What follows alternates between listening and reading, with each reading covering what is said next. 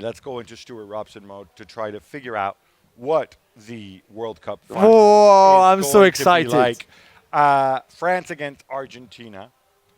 Now, let's start with the injury news that we know of. My understanding from the Argentina camp is obviously Di Maria was on the bench. He might have been fit to play, but he is as fit as he's going to get, and he is ready to start if he chooses. Yeah. And I don't believe there are other, as of we talk now, and bear in mind it is Thursday night here in Doha, and the game is on Sunday, so we have some days to go.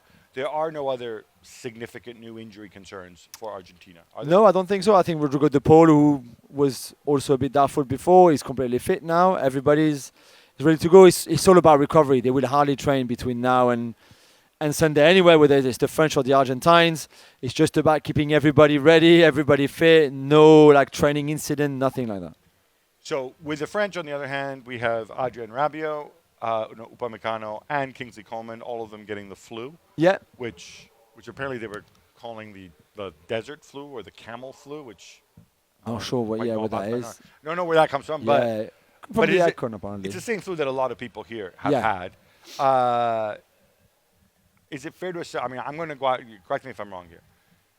If Rabiot is fit, he starts 100%. Yeah, and he trained today, so there may be a doubt with Upamecano and Konate because Konate did play.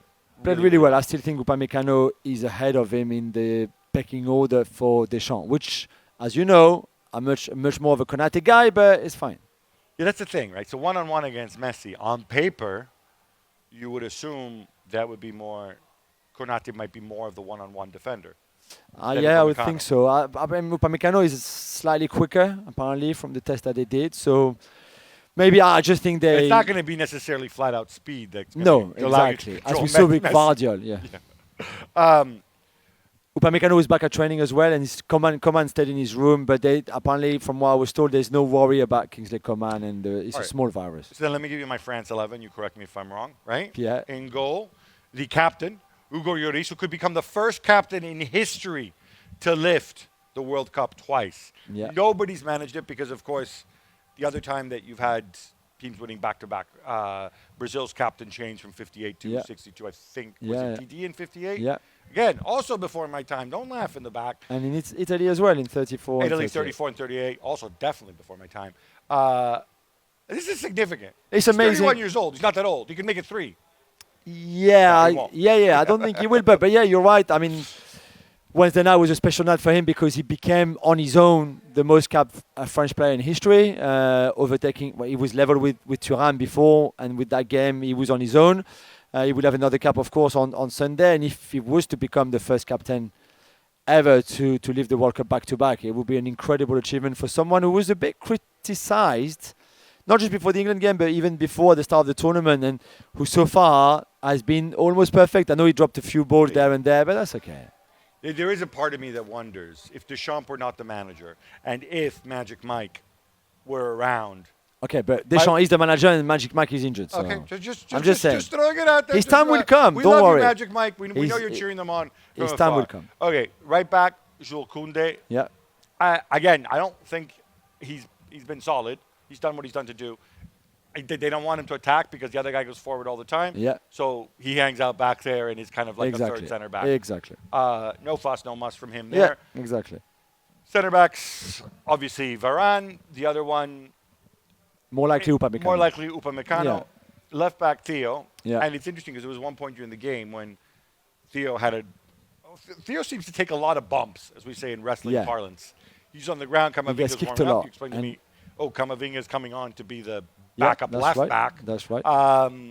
Theo's fine. He's going to play, right? Yeah, he's fine. He's going to play. He became the third defender to score in a semi-final of the World Cup for France after Thuram in 98, Umtiti in 2018, of course, against Belgium. And now Theo, which I find that stat completely pointless. I'll give you that. It's pretty pointless, yeah. But fascinating in a way that, like, in semi-finals, we have those defenders scoring. It's great. In semi-finals, as if France played in like 20 semi-finals. Dude, well, I mean, only seven. Three, only four, seven. right, only seven. It's okay. I laugh at 7. I think only Germany have more, but anyway. Go on. Enjoy. No, semi-final says a lot about you. It's okay. I think it's a number of stars. Wait, how many stars do I... 2, because we only count modern time. Okay. I mean, this one was 06, so there's only one. So there's only one. Okay. All right. Fair enough. Midfield, I thought Chouameni had a really, really solid game. Yeah. I thought it was very important. You'll be glad to know that Fofana is gone, and instead we'll get some Rabiot back, we think. Back, right? Yeah, 100%. 100%. Okay, and then with them is Griezmann. who, for me, arguably, maybe France's player of the tournament. Completely, I agree with you. Him and Kylian. Him and Giroud. And Kylian.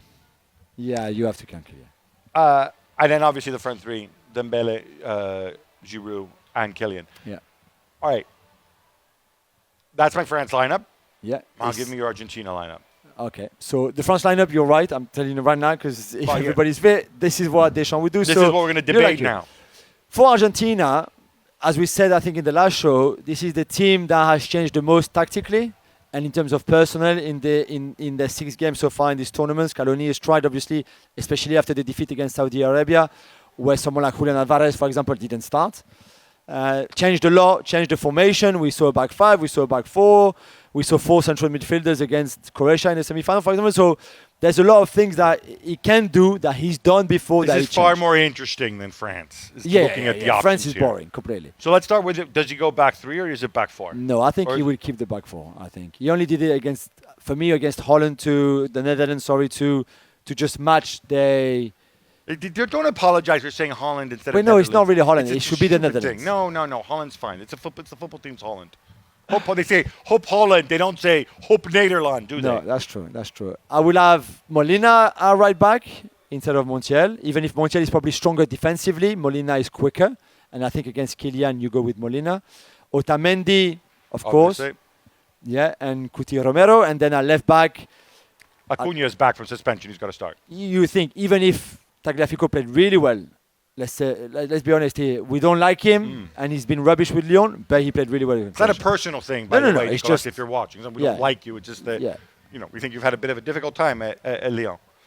But so basically, after that, there's only one call you make, because Alvarez is going to start, Messi is going to start, Alexis is going to start, and De Paul is going to start. So the last one is either Di Maria if you want to play a bit more attacking, or Paredes if you want to control the game a bit more. What do you think? See, my thing, and I think this is how it's going to pay out. I don't think. And Enzo starts as well. Sorry. I don't think Scaloni is that defensive-minded, but equally, he knows Giroud set piece, Mbappe on the break, Dembele showing up. He doesn't want to get caught, and he knows if he decides in his head that this is going to be a game won by moments, then it's my moments guy, Lionel Messi, against your moments guy, Kylian Mbappe, right? Yeah. And France throughout this tournament, like I said, I don't think France have played particularly well in the knockouts in this tournament. No, that's true. Certainly not on long spells. No. They've had moments. It's been about moments, right? Yeah. It's been about moments. Mbappe becomes unplayable. Griezmann does something. Yeah. Giroud does something and then lifts his shirt so we can see his abs. It's a fair assessment. Which he does all the time, by the way. Yeah, he loves it. Good for him.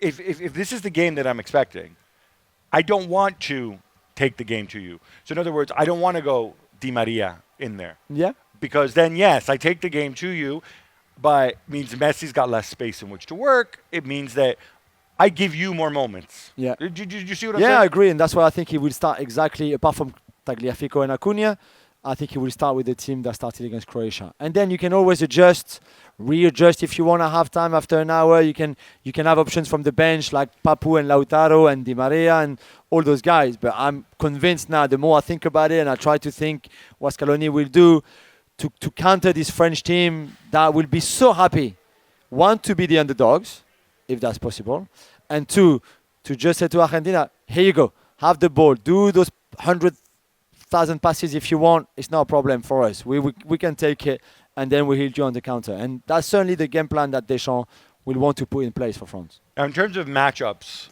on the counter, right, you ruled out the back three. I do wonder if it is a back three, and obviously if there is the threat, the obsession with Mbappe's pace. Otamendi is of a certain age at this stage of his career.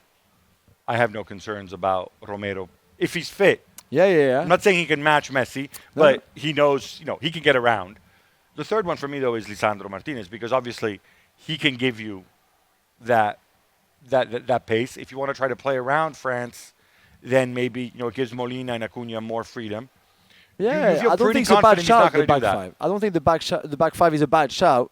I just think that would mean dropping Paredes. Exactly. I think you lose a bit. You still lose some control in midfield. But maybe that's what they want. I'll be surprised if that's what they do. That's what I'm saying. I mean, looking at this France midfield, it's not like I see 3 Pogbas in there, right?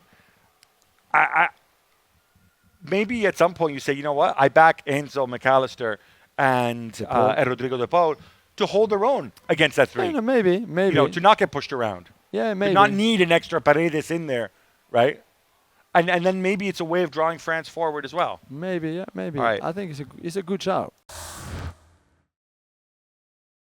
Well, thank you very much for watching ESPN on YouTube. For more sports highlights and analysis, be sure to download the ESPN app. And for live streaming, premium content, and let's not forget as well, ESPN FC 7 days a week. Subscribe to ESPN Plus.